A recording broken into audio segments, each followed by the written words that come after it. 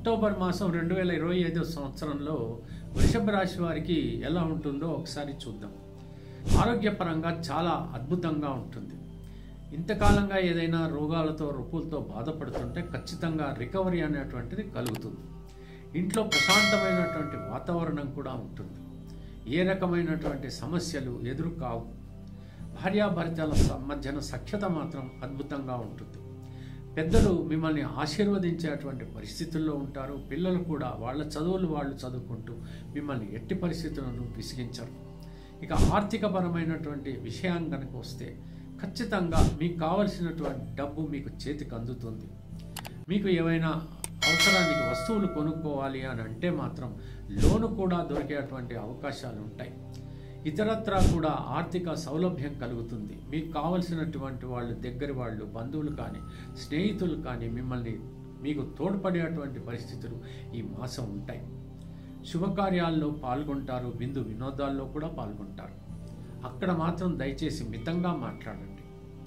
ఖచ్చితంగా speech is silver but silence is gold. That is most important. ఎక్కువగా మాట్లాడి అనవసరంగా నవ్వుల పాలు కాకూడదు.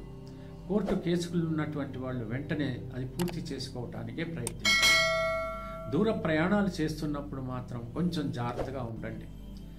భక్తి అనేటువంటి చాలా అవసరం అనేటువంటి విషయం మీరు అర్థం చేసుకోవాలి. ఖచ్చితంగా 100కి 100 పాళ్ళు మీరు లక్ష్మీదేవిని పూజించాలి. శ్రీ మహాలక్ష్మిని, శ్రీనివాసుణ్ణి మీరు పూజించాలి. అంటే వెంకటేశ్వర స్వామిని. ఇది తప్పకుండా చేయాల్సిందే. ప్రేమికులకు మధ్యన ఈ మాసం అంతా కూడా చాలా బాగుంటుంది. వాళ్ళ మధ్యన ఎంతో అనురాగం, ఆప్యాయత కలుగుతాయి. వివాహం కానటువంటి వాళ్ళు మీరు ప్రయత్నాలు ప్రారంభించండి. తప్పకుండా శీఘ్రగతిన వివాహాలు కూడా జరుగుతాయి.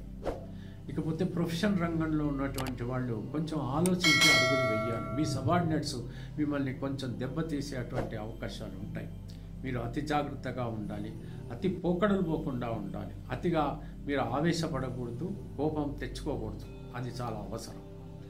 ఉద్యోగ రంగంలో ఉన్నటువంటి వాళ్ళు మాత్రం మీ సుపీరియర్స్ మిమ్మల్ని పెద్దగా కొనియాడకపోవచ్చు. మీ సబార్డినేట్స్ కూడా మీకు అంత కోఆపరేటివ్గా ఉండకపోవచ్చు. అంత మాత్రం చేత మీరు ఏమాత్రము డిప్రెషన్కి లొంగాల్సినటువంటి అవసరం లేనేలేదు. మీ మీద మీరు కాన్ఫిడెన్స్ మాత్రం ఉంచుకుంటే సరిపోతుంది. వ్యాపారస్తులకు మాత్రం చాలా బాగుంటుంది. మాసం అంతా కూడా వాళ్ళు అనుకున్నటువంటి లాభాలు మాత్రం వాళ్ళు గడిస్తారు. వాళ్ళ యొక్క వ్యాపారాలని ఇంకా బాగు చేసుకోవాలనేటువంటి ఆలోచనలో ఉంటారు. కావలసినటువంటి పార్ట్నర్స్ మాత్రం దొరికేటువంటి అవకాశాలు ఉన్నాయి, భాగస్వాములను.